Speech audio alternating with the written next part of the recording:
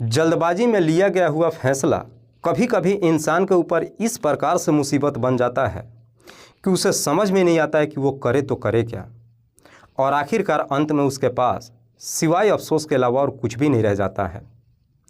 आज की घटना में मैं आपको किसी ऐसे वैसे इंसान की नहीं बल्कि एक एसडीएम ऑफिसर की कहानी सुनाने वाला हूँ, जिसने मैट्रिमोनियल साइट पर कांटेक्ट कर शादी तो कर लिया, लेकिन इसका अंत इतना भयावह होगा शायद किसी को अंदाज़ा नहीं था। वाकई में दोस्तों, आज की जो कहानी है ये आपको भी हैरान कर देने वाली है। नमस्कार, आदाब, मैं हशमुद्दीन और आप देख रहे हैं सफ़र क्राइम तक।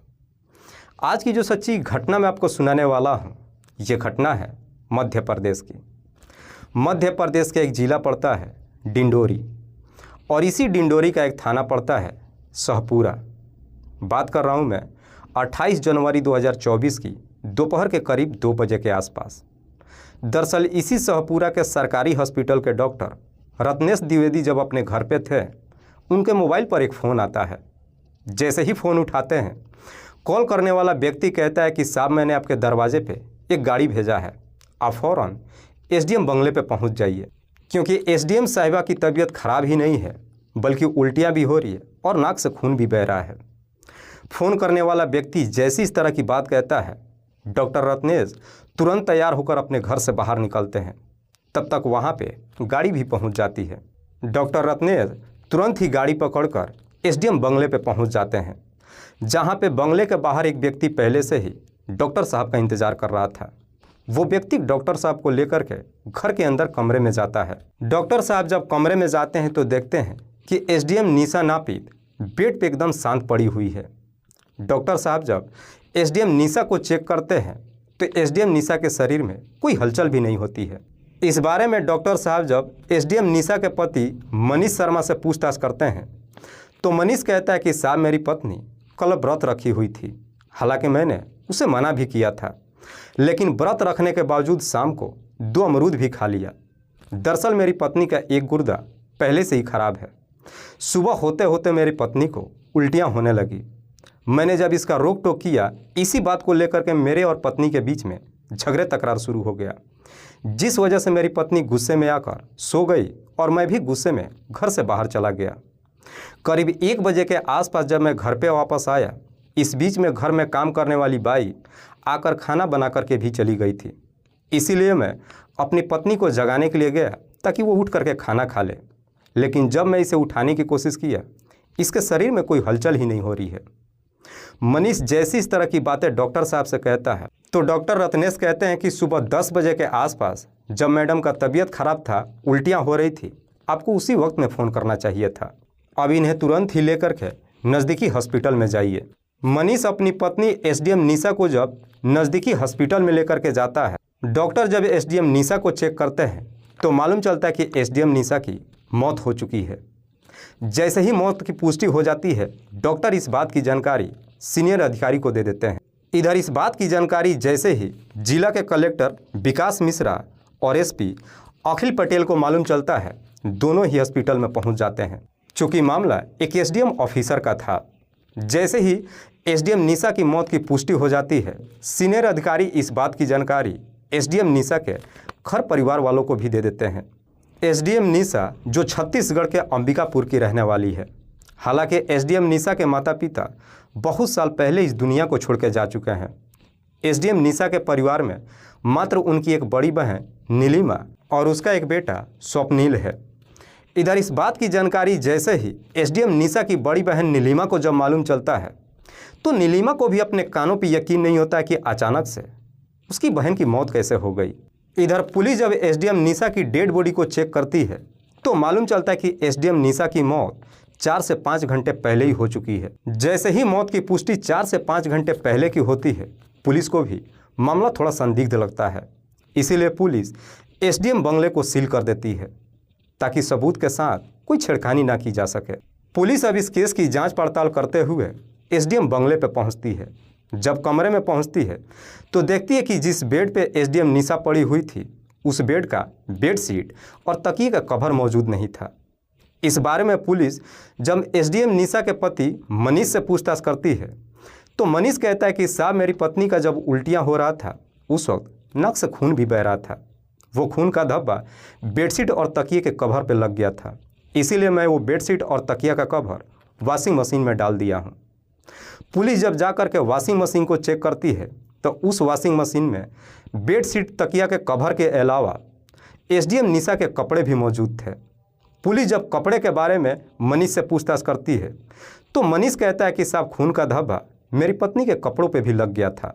लेकिन पुलिस अब सोच में पड़ जाती है कि जब कपड़ों पे खून का धब्बा लगा हुआ था तो मनीष के घर में इतने सारे नौकर मौजूद थे, उन कपड़ों को मनीष ने नौकरों से क्यों नहीं धुलवाया बल्कि खुद ही ले जा करके वॉशिंग मशीन में क्यों डाल दिया। पुलिस को कहीं ना कहीं एसडीएम निशा के पति मनीष के ही ऊपर शक चला जाता है। चूँकि मामला एक सीनियर अधिकारी का था, इसीलिए पुलिस भी जल्दबाजी में कोई कदम नहीं उठाती है। लेकिन तब तक इधर एसडीएम निशा की बड़ी बहन नीलिमा पहुंच जाती है। नीलिमा जैसे ही पहुंचती है पुलिस वालों से कहती है कि साहब मेरी बहन की मौत नहीं हुई है बल्कि उसकी हत्या की गई है, और मेरी बहन की हत्या किसी और ने नहीं बल्कि उसी के पति मनीष ने किया है। इस हत्या की वजह पुलिस जब नीलिमा से पूछताछ करती है तो नीलिमा कहती है कि साहब मनीष ने मेरी बहन से रुपये पैसों की लालच में शादी किया था और शादी के बाद से ही मेरी बहन के साथ झगड़े तकरार भी करता था। हालांकि पुलिस को नीलिमा के बातों में दम तो लगता है, लेकिन इसके बावजूद भी पुलिस मनीष को अपने कस्टडी में नहीं लेती है, बल्कि पुलिस अब मनीष के बारे में जानकारी इकट्ठा करने के लिए उसके घर ग्वालियर में पहुंच जाती है, जहां पे पुलिस की मुलाकात मनीष के बड़े भाई नीलेश से होती है। पुलिस जब नीलेश से मनीष के बारे में पूछताछ करती है, नीलेश कहता है कि साहब मनीष 14 साल के उम्र में ही घर छोड़ करके चला गया था। उसके बाद से मनीष 2009 में वापस अपने घर पे पहुंचता है और पहुंच करके अपने भाई से अपने हिस्से की ज़मीन मांगता है। नीलेश अपने भाई को उसके हिस्से का 3 बीघा ज़मीन भी दे देता है। ज़मीन मिलने के बाद मनीष फिर से गायब हो जाता है और ठीक 9 साल बाद साल 2019 में दोबारा अपने घर पे पहुंचता है। तब तक मनीष की उम्र 40 साल की हो चुकी थी। मनीष अपने घर परिवार वालों से कहता है कि मेरी शादी कर दो। हालांकि मनीष के घर परिवार वाले उसकी शादी करने के लिए तैयार नहीं होते हैं, लेकिन रिश्तेदारों के दबाव में आकर शादी करने के लिए तैयार हो जाते हैं, क्योंकि रिश्तेदार कहते हैं कि शायद शादी हो जाने के बाद मनीष सही रास्ते पे आ जाएगा। साल 2019 में मनीष की एक लड़की से शादी तो हो जाती है, लेकिन शादी के बाद ही मनीष अपनी पत्नी से झगड़े तकरार शुरू कर देता है और आखिरकार 3 महीनों बाद अपनी पत्नी से तलाक ले लेता है। उसके बाद से मनीष फिर से गायब हो जाता है। पुलिस नीलेश से पूछताछ करती है कि मनीष काम क्या करता है। नीलेश कहता है कि साहब मेरा भाई बस कंडक्टरी का काम करता है।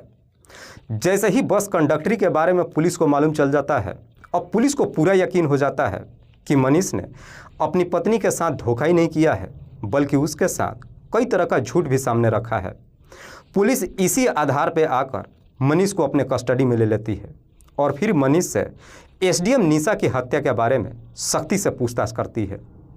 पुलिस जैसे ही अपना सख्ती दिखाना शुरू करती है, आखिरकार मनीष अपनी सच्चाई कबूल कर लेता है। लेकिन मनीष जब इस हत्या की पूरी कहानी बताता है तो वाकई में इसे सुनने के बाद किसी को भी अपने कानों पर यकीन ही नहीं होता है। दरअसल इस कहानी की शुरुआत होती है जब निशा छत्तीसगढ़ के अंबिकापुर से ही अपनी पढ़ाई करती है। पढ़ाई के दौरान जब उसकी उम्र हो जाती है, उससे पहले ही निशा के माता पिता इस दुनिया को छोड़ के चले जाते हैं। नीलिमा अपनी बहन से कहती है कि तुम्हारी उम्र हो चुकी है, पहले शादी कर लो, उसके बाद अपनी पढ़ाई करते रहना। लेकिन निशा एक वर्ड में ही अपनी बहन को जवाब देती है कि जब तक मैं अपना करियर नहीं बना लूँगी तब तक मैं शादी नहीं करूँगी। और आखिरकार कड़ी मुशक्क़त के बाद 15 मार्च 2003 को छिंदवाड़ा जिला के अंतर्गत तहसील पद की नौकरी मिल जाती है। कुछ साल नौकरी करने के बाद साल 2010 में निशा की ट्रांसफ़र सतना जिला में हो जाती है।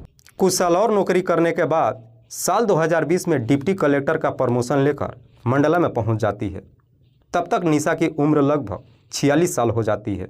उसके बाद से अपनी शादी करने के लिए मैट्रिमोनियल साइट शादी.com पे एक लड़के का तलाश करती है, जहां पे निशा की मुलाकात मनीष शर्मा से होती है। दरअसल मनीष ने भी अपने प्रोफाइल में प्रॉपर्टी डीलर लिख रखा था।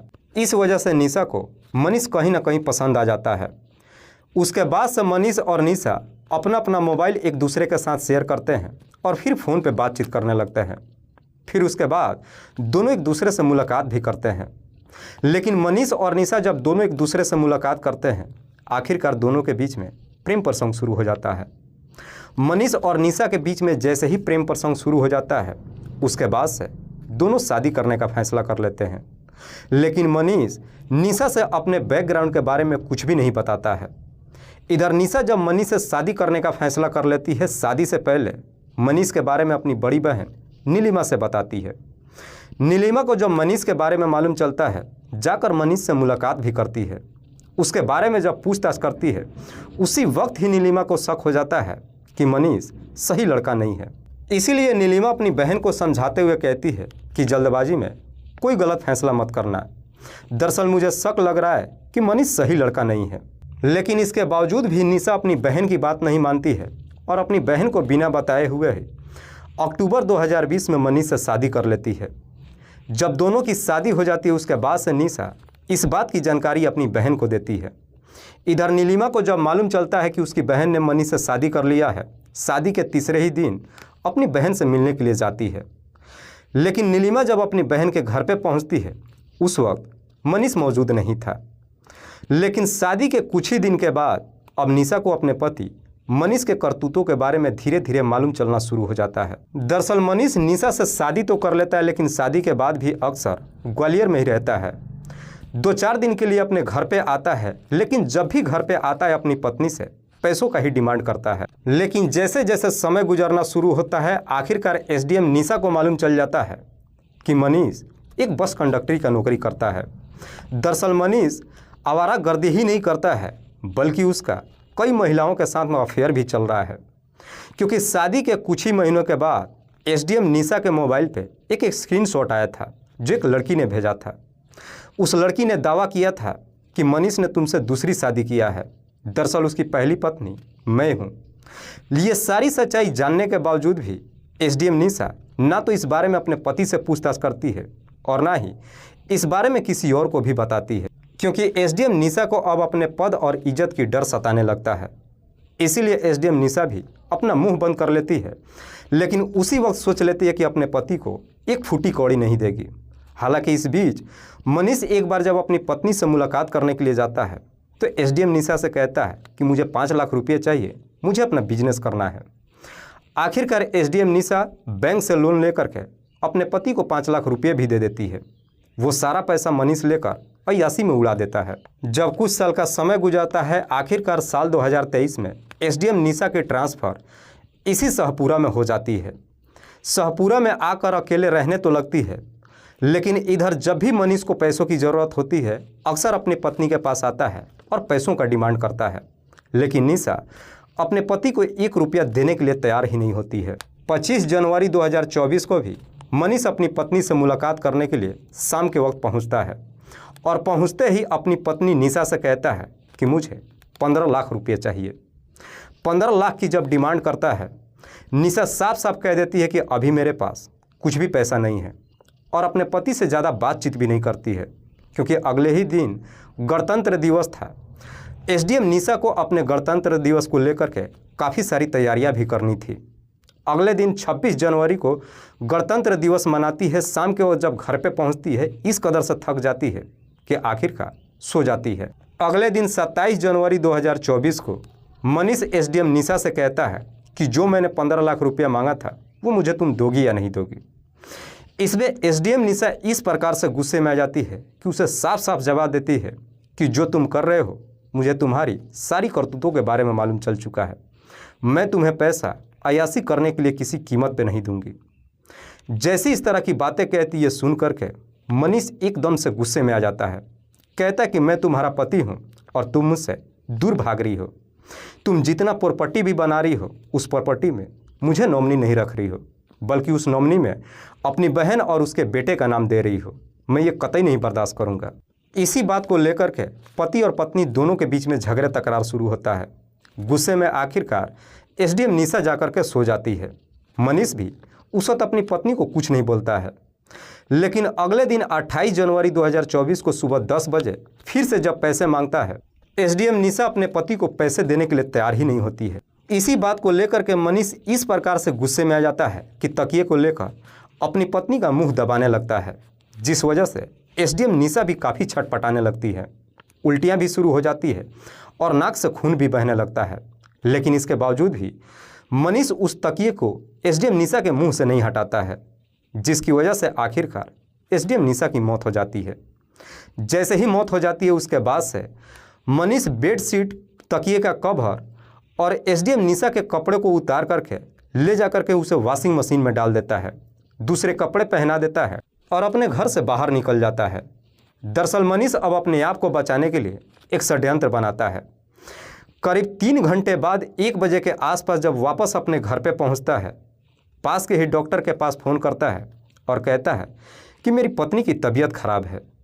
वाकई में मनीष जब ये पूरी कहानी पुलिस वालों को बताता है, पुलिस मनीष के ही तहरीर पे उसे अपने कस्टडी में लेकर अगले दिन जिला अदालत में पेश करती है।